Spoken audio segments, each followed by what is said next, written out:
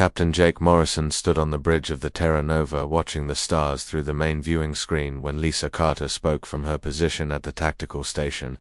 "Captain, we have unknown ships approaching from the Kepler system," she said while checking her instruments. Jake moved closer to see the readings and noticed something strange about the energy signatures coming from the approaching vessels.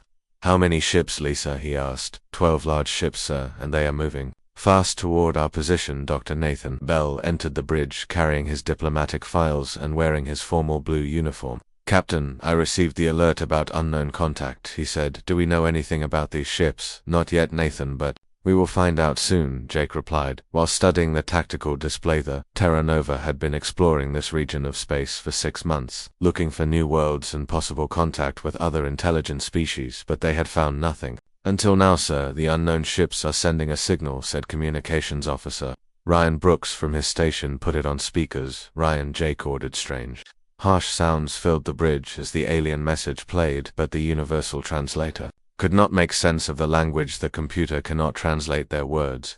Captain Ryan reported, "Send them our standard first contact message." Nathan prepared. Jake told his communications officer "Yeah." Bell stepped forward with a worried look on his face because he knew first contact was always dangerous. "Captain, I suggest we move to a safer distance while we try to communicate," he said. "Good idea, Nathan, but let us see what they want first," Jake replied. Suddenly, Lisa Carter shouted from her station, "Captain, they are charging weapons and moving into attack formation." Jake felt his heart beat faster as he realized these aliens were not interested in peaceful contact. "Red alert, all hands to battle stations," he commanded the bridge. Lights changed to red as the crew prepared for possible combat, but Jake hoped they could avoid fighting Lisa. "What is their weapons range?" he asked. "They will be in firing range in 30 seconds, Captain," she replied, while watching her screens. "Sir, should I charge our weapons?" Lisa asked. Jake thought quickly about their options because he did not want to start a war with a species they knew nothing about. "Charged defensive systems only and prepared to take evasive action," he ordered. "Captain, the lead ship is hailing us," Ryan announced. On screen, Jake said. The viewing screen showed a large alien with gray skin and red eyes, wearing dark metal armor that covered most of its body. The creature spoke in a deep, angry voice that the translator finally managed to convert into words. "Unknown vessels, you have entered Vorthok space without permission and must be destroyed," the alien said. Dr. Bell stepped forward toward the screen, trying to appear calm and peaceful. "We are explorers from Earth, seeking peaceful contact with other species," he said. "We mean no harm to you or your people." The alien leader made a sound that might have been laughter, but it sounded cruel and cold. "Peaceful contact is weakness," the Vorthok said. "The strong survive, and the weak are destroyed. This is the way of the universe. There must be another way we can resolve this without violence," Nathan replied. "Violence is the only truth," the alien commander said before cutting the communication. "They are firing," Lisa announced as bright energy beams shot toward the Terra Nova. Jake gripped his command chair as the ship shook from the impact of alien weapons against their shields. "Shields at 80%, Captain," Lisa reported. "Return fire, but target their weapons only," Jake ordered. "I do not want to kill anyone if we can avoid it." The Terra Nova fired precise shots that disabled the weapons on 2 Vorthok ships without destroying them completely. "Sir, they are launching fighters," Lisa said, as small, fast ships poured out of the larger alien vessels. "Deploy our fighters, but tell them to use stun weapons only," Jake commanded. The space around them filled with small ships firing at each other while the larger vessels continued their battle. "Captain, their weapons are more powerful than ours, but our shields and armor are better," Lisa reported. "Use that advantage." Lisa, target their engines and weapons, but avoid their life support systems. Jake said. The Terra Nova moved through space like a dancer, avoiding most of the alien shots while returning precise fire that slowly disabled the Vorthok ships one by one. "Sir, we have disabled 6 of their ships and the others are retreating," Lisa announced. "Do not pursue them," Jake ordered. "Send rescue teams to help any wounded aliens." Dr. Bell looked surprised. "Captain, they just tried to kill us. Why should we help them?" "Because, Nathan, that is what makes us different from them," Jake replied. "Send medical teams to assist their wounded and maybe they will see that we are not their enemies." The next few hours were spent rescuing Vorthok survivors from damaged ships and providing medical care to wounded aliens who seemed shocked that humans would help their enemies. One young Vorthok warrior named Kexval watched human doctors treating his injured commander with the same care they gave to human patients. "Why do you help us?" he asked Dr. Sarah Wilson, who was working on his wounded arm. "Because all life has value," she replied while bandaging his injury. "Your people may be our enemies, but you are still living beings who deserve medical care." Kexval had never heard such words before and did not understand why these humans showed mercy to those who had tried to destroy them. 3 days after the battle, Dr. Nathan Bell sat in his quarters preparing for the most important meeting of his career, while Captain Jake Morrison reviewed the latest intelligence reports about the Vorthok Empire. "Nathan, are you ready for this?" Jake asked as he entered the diplomatic quarters, as ready as anyone can be for meeting with a species that shoots first and asks questions later, Nathan replied while adjusting his formal diplomatic uniform. The Terra Nova was approaching Zanari Station, a neutral facility that served as a trading post between various alien species in this region of space. The Zanari agreed to host the meeting, but they seemed terrified of the Vorthok. Jake said, according to their records, the Vorthok have conquered 47 different worlds in the past century. Nathan nodded while studying files on Vorthok culture that their computers had gathered from captured data during the battle. "Everything we learned suggests they only respect strength and view diplomacy as weakness." He said this will be challenging. Lisa Carter entered the room carrying a tactical report about Zanari Station. "Captain, the station has minimal defenses and the Zanari seem to be a peaceful species that survives by paying tribute to stronger neighbors," she said. "That explains why they agreed to host this meeting," Jake replied. "They probably hope we can find a way to avoid more fighting in their space." The Terra Nova docked at Zanari Station 2 hours later, and Jake accompanied Nathan to the meeting room where they would face the Vorthok delegation. Ambassador Filnari of the Zanari people met them at the airlock, and Jake noticed how nervous the small gray alien appeared. "Welcome to our station," Filnari said in perfect English. "The Vorthok delegation arrived 1 hour ago and they are waiting in conference room 7. Have they made any demands?" Nathan asked. "Warprime Zektor wishes to speak only with your military commander about terms of surrender," Filnari replied. Nathan and Jake exchanged glances because they had expected something like this. "Tell the Warprime that our diplomatic representative will conduct all negotiations," Jake said firmly. Filnari looked worried. "Captain, the Vor do not recognize diplomatic immunity, and they have been known to kill negotiators who displease them." "We understand the risks," Nathan said, "but diplomacy is our way, and we will not abandon it now." They walked through the station corridors, which were filled with various alien species going about their business, but Jake noticed how everyone stepped aside when they saw the human delegation.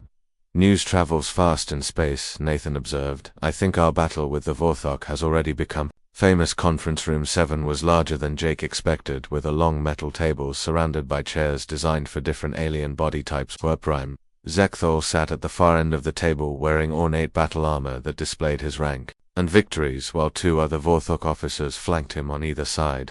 "You are the human military commander," Zekthol said in a deep voice when Jake entered. "I am Captain Jake Morrison, and this is Dr. Nathan Bell, our chief diplomatic officer." Jake replied. "Diplomacy is for the weak," Zekthor said, dismissing Nathan with a wave of his clawed hand. "Warriors speak to warriors."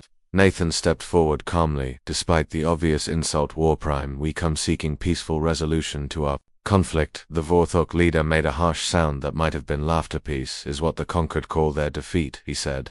"Your ships attacked us without warning," Nathan continued. "We defended ourselves, but we also helped your wounded. Why did you find this surprising?" Zekthol leaned forward, studying Nathan with interest. "My warriors reported this strange behavior, but I did not believe them until now." "Helping injured enemies is not strange to us," Nathan replied. "We believe that showing mercy demonstrates true strength. Mercy is weakness," the Warprime declared.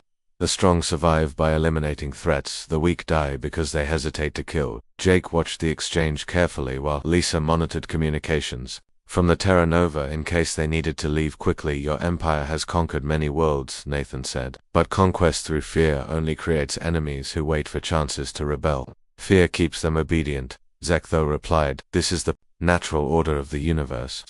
Nathan reached into his briefcase and pulled out a datapad containing information about human civilization. "May I show you something, Warprime?" he said.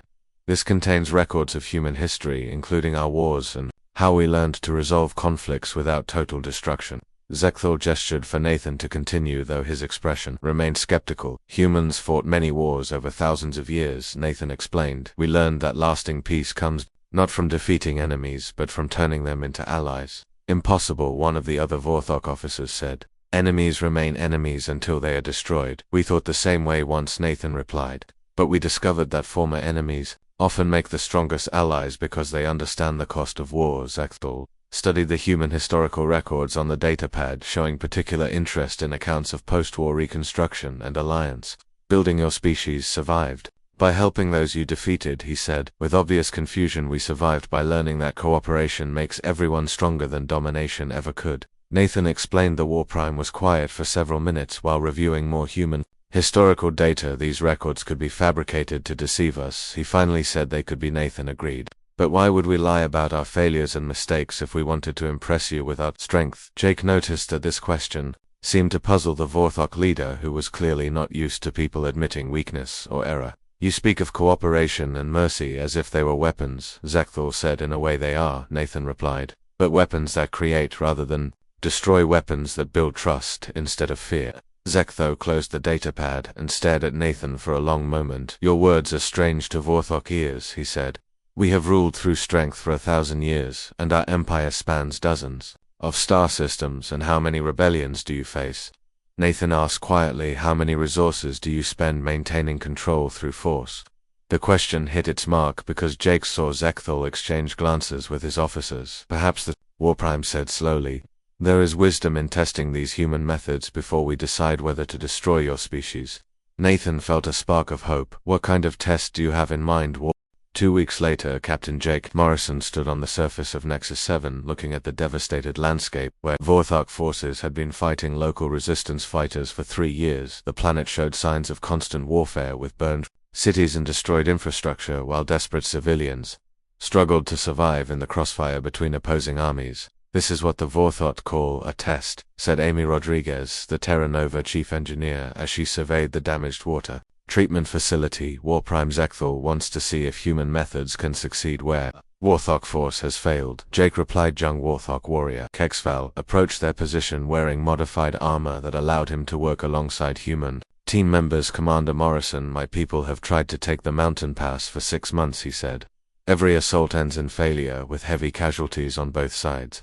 Jake studied the tactical map showing the strategic importance of the mountain pass, which controlled access to the planet main spaceport. How many soldiers have died trying to take that position? Jake asked. Over 2,000 Vorthok warriors and perhaps 3,000 resistance fighters. Kexval replied with obvious regret. Looked shocked at the casualty numbers. All those deaths, just to control one mountain pass. This is the Vorthok way, Kexval said. We attack until the enemy breaks, or we all die trying. Jake walked over to examine the destroyed buildings around them, noticing that most had been civilian homes and businesses. Kexval, what do the local people want? He asked. The young Vorthok warrior seemed confused by the question. Want Commander Morrison? Yes. What do they need to live their lives in peace? Jake explained. I never thought to ask them, Kexval admitted. They are conquered people. Their wants do not matter. Amy was already taking readings from her scanner and making notes about the infrastructure damage. Jake, the water system is completely destroyed, she said. These people have no clean drinking water, no power, and no medical facilities. How long has it been like this? Jake asked. Since the fighting began 3 years ago, Kexval replied. We focus on military targets, not civilian needs. Jake activated his communicator to contact Dr. Nathan Bell, who was working with other team members in the main settlement. Nathan, what is the situation in town? He asked. Desperate, Jake, came the reply. The civilians are caught between two armies and nobody is helping them with basic survival needs. Amy, how long would it take to repair the water treatment system? Jake asked. Maybe a week if we can get the right materials and some help from locals who know the system. She looked puzzled. Commander Morrison, why do you care about their water when we need to capture the mountain pass? Because Kexval, the people living here, are the key to everything, Jake explained. If we help them with their problems, they might help us with ours. You want to bribe them? The young Vorthok warrior said. No, we want to show them that we care about their welfare, Jake replied. There is a difference between buying loyalty and earning it. They spent the next 3 days working to repair damaged infrastructure while Kexval watched in amazement as human engineers and Vorthok warriors worked together. Amy taught local technicians how to maintain the water purification equipment while human medics treated wounded civilians. From both sides of the conflict, Commander Morrison, the resistance leader, wants to meet with you, reported Communications Officer Ryan Brooks. Set up the meeting, Ryan, but make sure it happens in the medical clinic where everyone can see we are helping their people, Jake replied. The resistance leader turned out to be a middle-aged woman named Verilyn who had lost her family in the early fighting. Why should we trust you? She asked. Jake, during their meeting, you work with the who destroyed our homes because we are trying to find a way to end the fighting. Jake replied, "Your people need peace more than they need victory." Verilyn gestured toward the window where they could see human and Vorthok medics working together to treat injured civilians. "This is new," she admitted. "The Vorthok have never offered medical care to our people before. Maybe it is time to try something different." Jake suggested, "What would your people need to stop fighting? Safety for our families, clean water, food, and the right to govern ourselves." Verilyn replied without hesitation. "Those seem like reasonable requests," Jake said. "What if we could guarantee those things over the following days?" Jake worked to create a three-way agreement between humans, Vorthok forces, and the local resistance. Sammy Rodriguez designed a new water treatment system that would serve the entire region, while human engineers trained local workers to maintain it. Dyer Sarah Wilson established medical clinics that treated everyone regardless of which side they had supported during the war. "Commander Morrison, I do not understand your strategy," Kexval said as they watched human teams distributing medical supplies. "We are not fighting to defeat people, Kexval," Jake explained. "We are working to solve the problems that caused the fighting in the first place." "But what about the mountain pass?" the young warrior asked. "My commanders still expect us to capture it." "Watch and learn," Jake replied to. Days later, Verilyn and the resistance leadership agreed to allow Vorthok forces peaceful passage through the mountain pass in exchange for continued humanitarian aid and local autonomy. The strategic position that had cost thousands of lives was secured without firing a single shot. "How is this possible?" Kexvel asked in amazement. "We have what we wanted, and the resistance fighters are helping us maintain it because now they have what they wanted to," Jake explained. "When everyone benefits from an agreement, it tends to last." Amy finished installing the new water treatment system and began training local technicians, while Dr. Wilson expanded the medical clinics to serve the entire region. "Jake, we just received word from Vorthok Command," reported Ryan Brooks. "Warprime Zekthal wants a full report on our methods." "Tell him we will be happy to explain everything," Jake replied while watching human and Vorthok engineers working alongside local civilians. Kexval stood beside Jake, observing the cooperation between former enemies. "Commander Morrison, I must ask you something," he said. "If human methods work so well, why did my people never discover them?" Jake thought carefully before answering. "Maybe because your people were so focused on being strong that they forgot strength can come from building things instead of destroying them."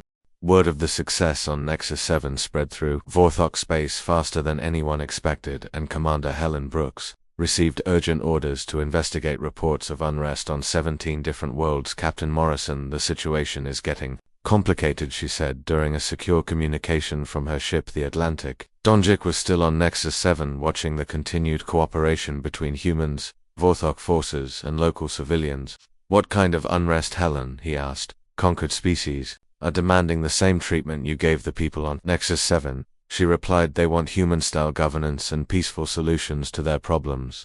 Dr. Nathan Bell joined the conversation from his office on Zanari Station, where he had been analyzing reports from across the Vorthok Empire. "Jake, this is unprecedented," he said. "Slave populations are refusing to work, and occupied planets are sending delegations to request human mediation. How are the Vorthok leadership responding?" Jake asked. "Warprime Zekthal is facing serious opposition from military hardliners who want to crush the rebellions with overwhelming force," Nathan replied. Helen Brooks checked her tactical displays showing ship movements throughout the region. "Several Vorthok fleet commanders are refusing orders to attack civilian populations," she reported. "The Empire is starting to fracture along ideological lines."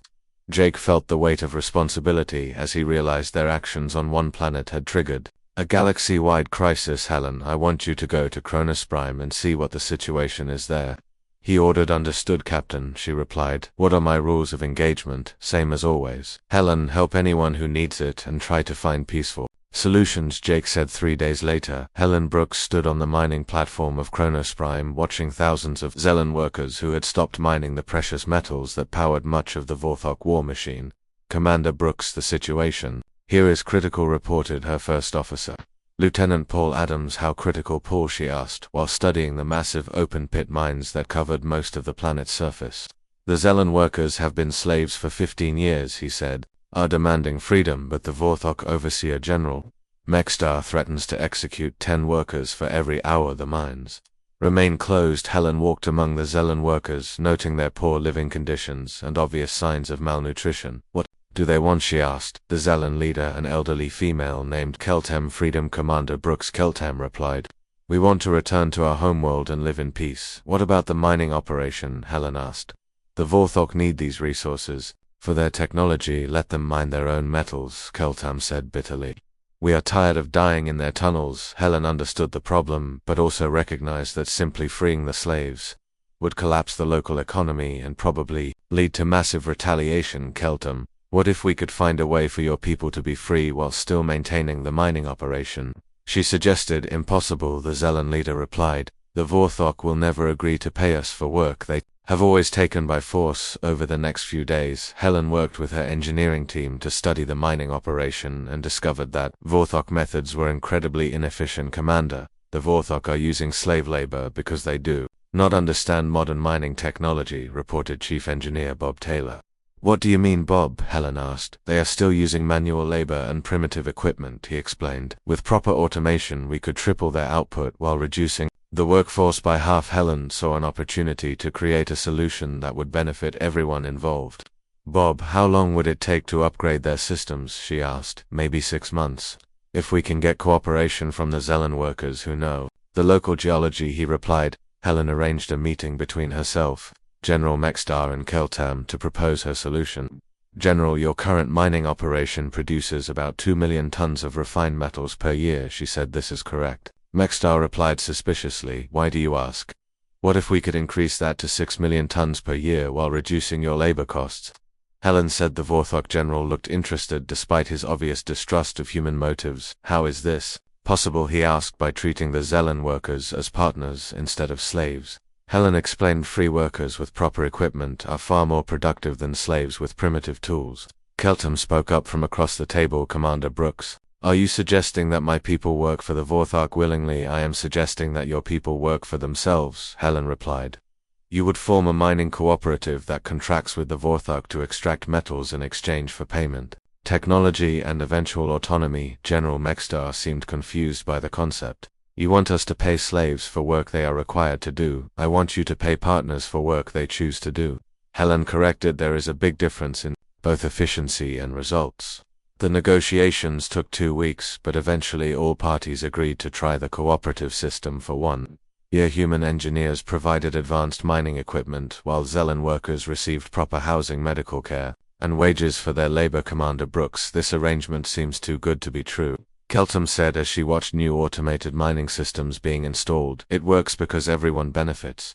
Helen explained. The Vorthok get more resources. The Zelen people get dignity and freedom, and everyone profits from increased efficiency. Within 3 months, the mining operation was producing record amounts of refined metals, while the Zelen workers enjoyed better living conditions than they had experienced in decades. How did you know this would work? General Mextar asked Helen during a progress review meeting. Because general people work harder when they have something to gain rather than something to fear, she replied. News of the Cronus Prime's success spread throughout the Vorthok Empire, and more conquered species began demanding similar arrangements. Young Vorthok officers like HFY started studying human methods and requesting assignment to Joint Operations Commander Brooks. We have received reports of traditional Vorthok commanders planning military action against the cooperative worlds, reported Lieutenant Adams. What kind of military action, Paul? Helen asked. They want to crush the rebellions before human ideas spread any further, he replied. Helen realized that the success of human diplomacy was threatening the foundation of Vorthok society and that some leaders would fight to preserve their old ways. Paul, send word to Captain Morrison and Dr. Bell,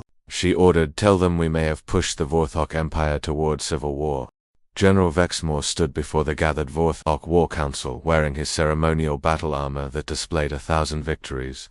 Carved in alien metal, War Prime Zekthal has been corrupted by human weakness, he declared to the assembled military leaders. These soft mammals make our warriors forget the strength that built our empire. The council chamber filled with angry voices as traditionalist commanders voiced their support for removing Zekthal from power. The humans treat conquered species as equals, shouted Commander Texror. This madness will destroy everything our ancestors built. Our slaves demand payment for their labor, added General Colvex. Next, they will demand representation in our government. Vexmore raised his clawed hand for silence, and the room immediately quieted. Today we reclaim our destiny, he announced.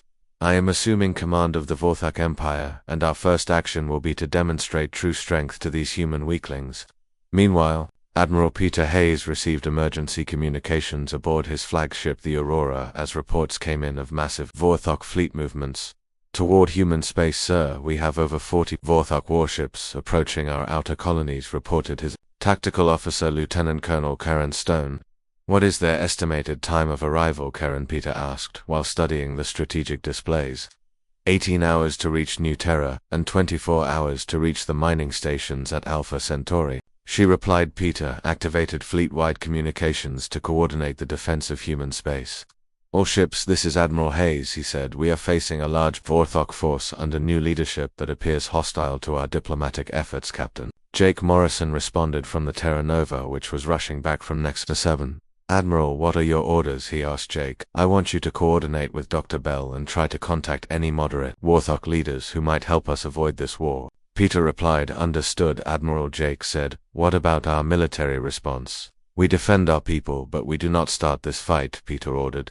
Make sure all ships understand we are trying to protect civilians, not conquer territory. The battle for New Terra began at dawn when General Vexmore, leading the Vorthok assault fleet, opened fire on the orbital defense platforms.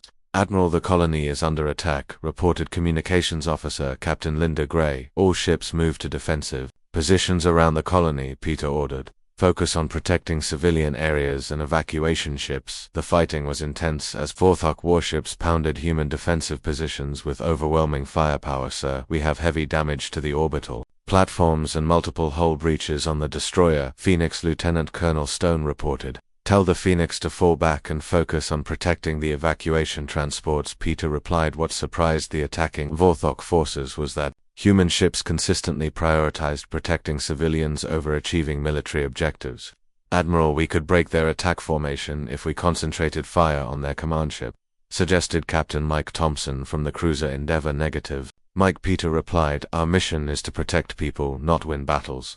Dr. Susan Wright was working frantically aboard the medical ship Mercy, treating both human and Vorthok casualties from the battle.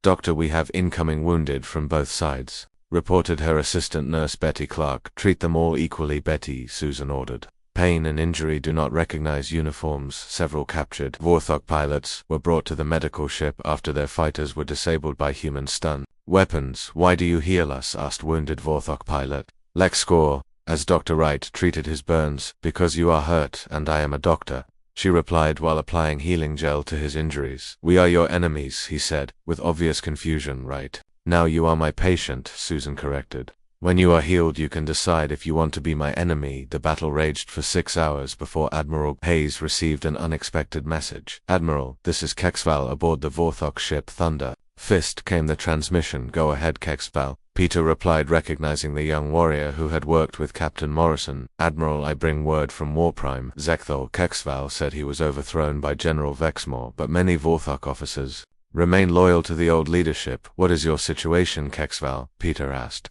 We have 15 ships that refuse to fight against humans, the young Vorthok replied. But we cannot openly oppose Vexmore without proof that human methods truly work. Peter understood what Kexval was really asking for. What kind of proof do you need? He said. Show us that humans can win through mercy instead of destruction, Kexval replied. Peter made a decision that would either end the war or cost many human lives. All ships, this is Admiral Hayes, he announced. We are going to capture General Vexmore's ship without destroying it and without killing his crew. Sir, that is extremely dangerous, protested Lieutenant Colonel Stone. His ship has heavy armor and powerful weapons. Karen, sometimes the most dangerous thing to do is also the right thing to do, Peter replied. The human fleet converged on Vexmore flagship, using coordinated attacks to disable its weapons and engines while avoiding damage to crew areas. Admiral, we have disabled their main systems, reported Captain Thompson. The ship is defenseless. Hail, General Vexmore, Peter ordered. The enemy commander appeared on screen wearing damaged armor and showing signs of injury. Human Admiral, you have won, Vexmore said with obvious bitterness. Kill me and claim your victory, General. We do not want to kill you, Peter replied. We want to help you understand that there are better ways to achieve strength. Impossible, Vexmore said. You defeated my fleet. You must destroy your enemies, General. Your crew is wounded and your ship is damaged. Peter said, will you allow us to provide medical assistance? The request clearly shocked the Vorthok leader, who had never heard of such a thing. You offer aid to those who attacked you, he said. We offer aid to those who need it, Peter corrected. Whether they attacked us is less important than whether they are suffering. Over the next few hours, human medical teams worked alongside Dr. Susan Wright to treat wounded Vorthok personnel, including General Vexmore himself. Dr. Wright, why do your people show mercy to enemies? He asked, as she treated his injured arm. Because, General, enemies are just people we have not made friends with yet, she replied.